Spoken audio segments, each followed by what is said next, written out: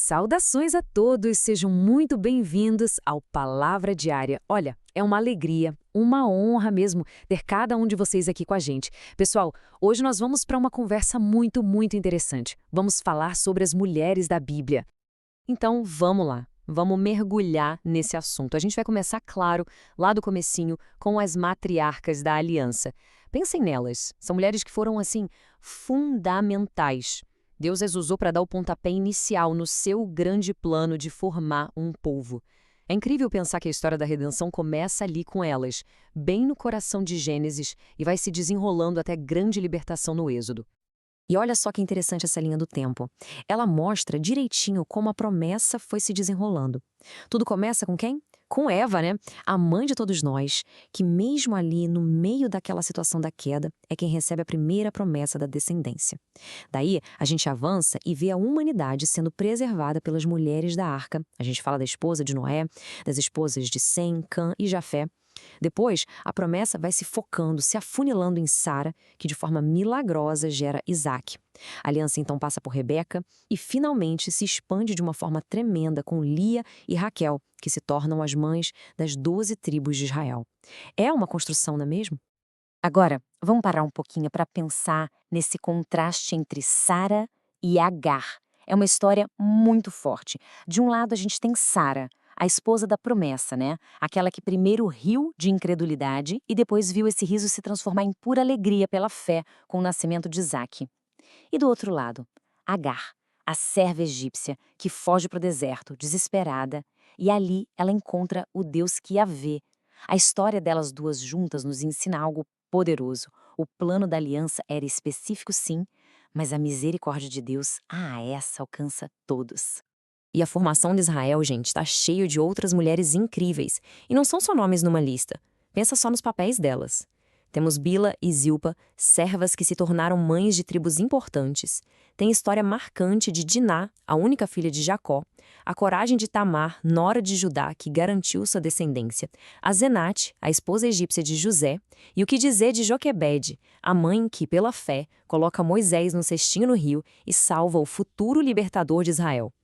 E as parteiras, Sifra e Poá, elas desafiaram o faraó, a maior autoridade do mundo na época, porque temiam mais a Deus. E ainda temos Miriam, a profetisa, líder de louvor, e Zípora, esposa de Moisés, que interveio de forma decisiva pela vida dele. A nação foi de fato construída por esses atos de fé e coragem. Ok, vamos avançar um pouco no tempo agora. A gente chega num período bem turbulento, sabe? A era dos juízes e o comecinho da monarquia em Israel. E é nesse cenário que as mulheres surgem de formas surpreendentes, em papéis de liderança, com uma lealdade profunda e nos ensinando lições de fé que a gente nunca esquece, seja pelo bom exemplo ou, às vezes, pelo alerta do que não fazer. E olha só este contraste, que coisa poderosa. De um lado a gente tem Débora, uma profetisa, uma juíza. A Bíblia diz que ela se sentava debaixo de uma palmeira para julgar as causas de Israel. Pensa na autoridade, uma líder cheia de sabedoria, de coragem, que guiou o povo à vitória debaixo da direção de Deus. E do outro lado, Dalila. Ela usou o engano, a sedução, tudo para destruir Sansão, o nazireu consagrado a Deus. As escolhas de cada uma tiveram consequências que ecoam pela história. E essas palavras? O teu povo será o meu povo, o teu Deus será o meu Deus. Que declaração! O que Ruth diz para sua sogra, Noemi, é uma das maiores demonstrações de lealdade e fé em toda a Escritura, sem dúvida. É bom lembrar que a cunhada dela, Orfa, decidiu voltar para o seu povo, para os seus deuses. Mas Ruth não. Sendo moabita, ela se agarra a Noemi e, mais importante, ao Deus de Israel. E por essa decisão, ela entra na linhagem do rei Davi e do próprio Senhor Jesus. Incrível, né?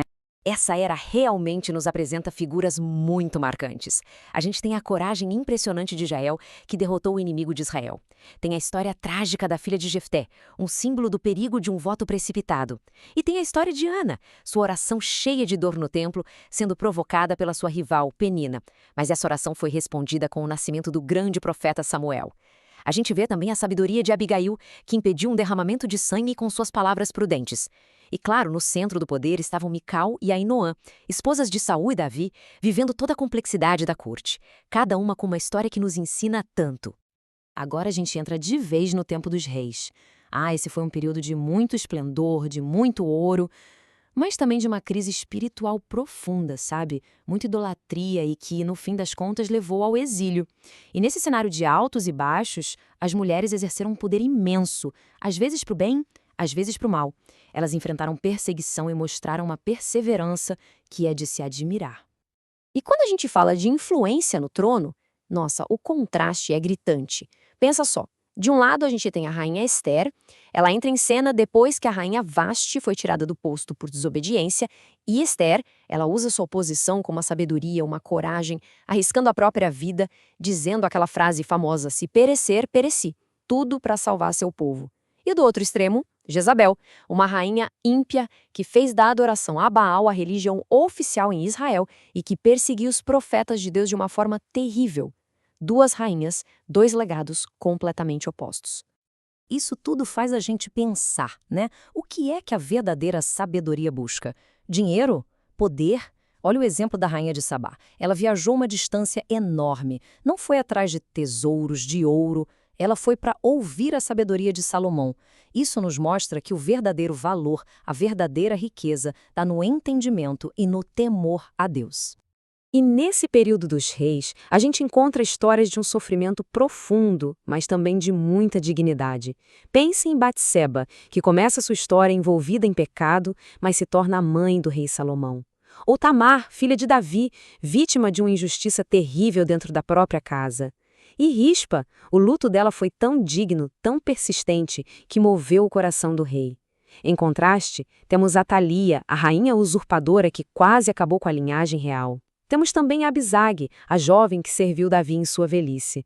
Indo para outra história de sofrimento, a esposa de Jó reagiu com desespero, mas depois vemos suas filhas, Jemima, Késia e Queren-Apuque, como símbolos da restauração completa. E até a esposa do profeta Isaías, que foi uma profetisa e companheira no ministério. Tantas faces do sofrimento, da dignidade e da restauração. E então, a gente chega no momento central de toda a história da humanidade, a vinda do Messias. E onde estão as mulheres? Bem no epicentro de tudo. Elas não são, de forma alguma, meras espectadoras. Não. Elas são participantes ativas. São testemunhas da chegada, do ministério, da morte e, principalmente, da ressurreição de Jesus Cristo. A gente consegue ver essa jornada com Cristo em passos bem claros. O primeiro passo, o anúncio. A promessa chega diretamente a duas mulheres, Maria, a jovem escolhida para ser a mãe de Jesus, e sua prima Isabel, que, já em idade avançada, gera João Batista. O segundo passo, o ministério. E ali vemos um grupo fiel de mulheres, como Maria Madalena, Joana, a mulher de Cusa, e Susana, que serviam a Jesus com seus próprios bens, sustentando o ministério. E o terceiro passo, a transformação. São tantas histórias, a mulher samaritana junto ao poço, a mulher que ia ser apedrejada, a mulher com aquele fluxo de sangue há anos. Todas elas encontraram em Jesus o perdão, a cura e uma vida completamente nova. E os evangelhos estão cheios desses encontros, cada um com uma lição. Pensa na amizade de Jesus com Marta e Maria de Betânia. Elas nos ensinam tanto sobre a diferença entre o serviço ansioso e a adoração que é a boa parte. Temos a profetisa Ana, que, já bem velhinha, reconhece o menino Jesus no templo como o Redentor de Israel. Até a mulher de Pilatos, chamada Cláudia, que teve um sonho e advertiu o marido a não se meter com aquele justo. Mas, em contraste, vemos a maldade de Herodias e sua filha Salomé, que usaram de um plano terrível para conseguir a morte de João Batista. Cada encontro com Jesus revelava o que havia no coração de cada um, e a escolha que fariam. E depois que Cristo sobe aos céus, a gente poderia pensar, e agora? O papel das mulheres diminui. Pelo contrário, elas se tornam verdadeiros pilares na construção e na expansão da igreja primitiva. Elas são servas do Evangelho, gente, peças essenciais para que a fé se espalhasse pelo mundo. É só abrir o livro de Atos e as cartas de Paulo e os nomes delas saltam aos olhos. Lídia, uma vendedora de púrpura, a primeira pessoa convertida na Europa, que imediatamente abre a casa dela para ser um ponto de encontro da igreja. Priscila, uma mestra, uma colaboradora valiosíssima de Paulo. Febe, uma diaconisa, que Paulo recomenda por ter ajudado a tantos. E ele menciona Trifena, Trifose e Pérside, mulheres que trabalhavam arduamente no Senhor.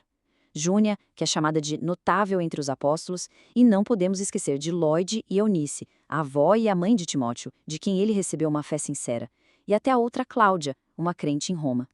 Elas estavam lá, edificando a igreja desde o comecinho.